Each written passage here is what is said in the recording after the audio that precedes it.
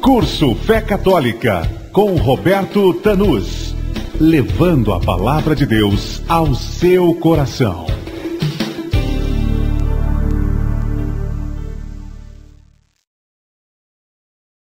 Seja bem-vindo à segunda etapa do nosso curso Fé Católica. Na primeira etapa nós vimos que a Igreja Católica foi ela a responsável pela Bíblia que nós temos em mãos. Eu fiz uma leitura na semana passada de uma Bíblia de edição protestante de João Ferreira de Almeida, traduzida na Suíça, e que traz a seguinte nota de explicativa logo no início da Bíblia.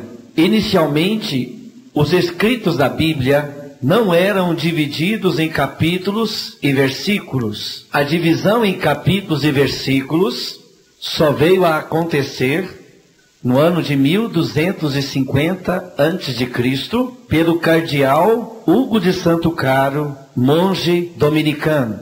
É um documento oficial de uma Bíblia protestante que mostra que a Bíblia, quando ela foi escrita, ela não era dividida em capítulos, e que a divisão da Bíblia só veio a acontecer no ano de 1250 depois de Cristo. E nós sabemos que o protestantismo só se iniciou com Martinho Lutero, a Reforma Protestante, no ano de 1517, ou seja, 267 anos depois da Bíblia ter sido oficialmente dividida em capítulos pela Igreja Católica. Portanto, meus irmãos e minhas irmãs, a Igreja Católica tem 1500 anos de Bíblia na frente das igrejas da Reforma Protestante. E todas essas heresias e questionamentos que têm sido feitos hoje em cima da Igreja Católica a respeito de supostos irmãos de Jesus, imagem,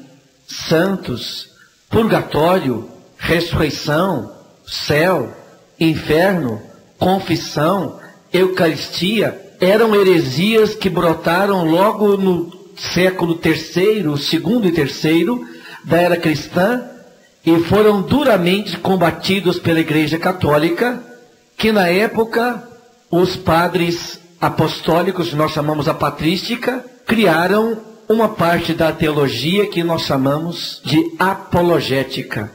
A apologética é justamente a doutrina que procura mostrar respostas firmes aos questionamentos das heresias. Essas heresias, de novo, brotaram em 1517 com Martinho Lutero. E novamente, Santo Inácio de Loyola, com a Contra-Reforma, novamente deu resposta a todos os questionamentos protestantes da época. Mas o grande estrago já havia sido feito. E agora, no século XX, principalmente agora no início desse século XXI, novamente as heresias protestantes vêm com toda a força, e por isso mesmo a Igreja Católica toma um cuidado novamente de ensinar aos católicos como responder com mansidão e respeito àqueles que pedem razão de nossa fé. Este curso Fé Católica não tem por objetivo atacar e agredir as pessoas que pensam diferente de nós, mas quer mostrar como que o católico pode responder com mansidão e respeito àqueles que nos questionam a respeito da nossa fé em Maria. Por que nós comungamos? Por que nós confessamos com o Padre? Por que cremos no purgatório?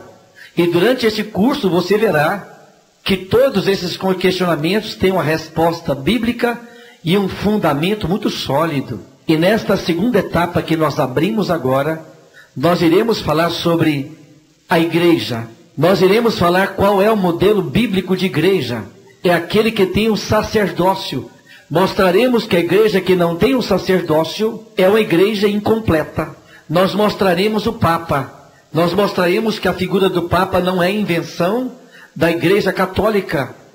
E apresentaremos ainda os lugares onde Jesus confirma o chamado de Pedro para governar a igreja. E por último, nós mostraremos o quadro atual. Nós falaremos um pouco do que aconteceu ao longo da história, a partir da cisão do protestantismo em 1517. Principio, queridos irmãos e irmãs, dando-lhes um testemunho.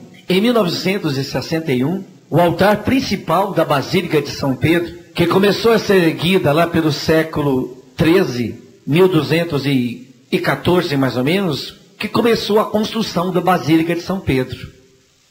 O Papa, na época, notou que o altar principal da Basílica de São Pedro estava abatendo, estava afundando. Ora, o Vaticano todo ele é tombado ao patrimônio histórico da humanidade. E nenhuma pedra pode ser tirada, porque já não pertence mais à Igreja Católica. Assim como Goiás, Vila Boa, a capital antiga de Goiás, não pertence mais aos goianos. Eu fiz parte, eu olhei, vi um projeto da Companhia Energética de Goiás, quando era necessário tirar aquela fiação aérea e passar para uma fiação subterrânea. Cada pedra que nós tirávamos do lugar, que os operários iam tirando do lugar, as pedras eram numeradas, tirava a pedra e a pedra tinha que ser recolocada no mesmo lugar de antes. Por quê?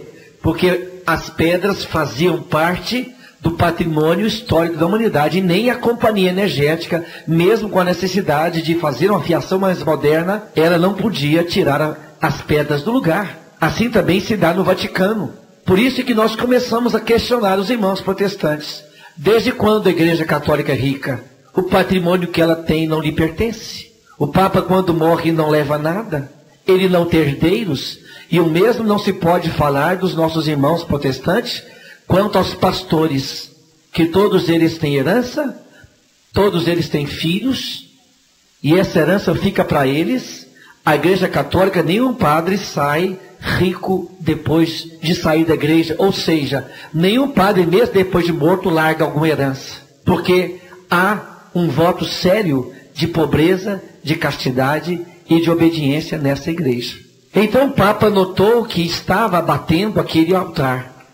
E ele então organizou uma comissão de arqueólogos, engenheiros, geólogos e arquitetos para que investigassem o motivo do abatimento daquele altar.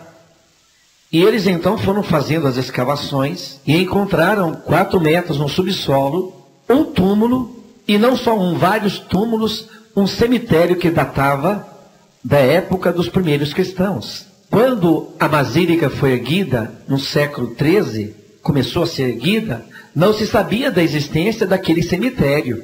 E quando eles foram limpando os túmulos e fazendo uma grande caverna, 4 metros no subsolo, encontraram um túmulo todo especial, em que os outros sepulcros ficavam virados para ele, e nesse sepulcro encontraram a seguinte inscrição em latim: Pedro está aqui. E segundo os especialistas, não tem como negar. E os engenheiros ficaram intrigados.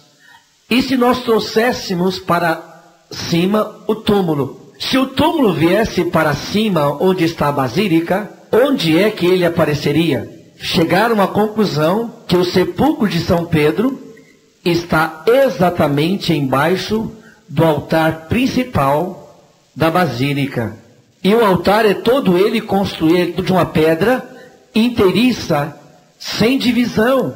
E lá na abóbada está escrito: Pedro, tu és pedra, e sobre ti edificarei a minha igreja.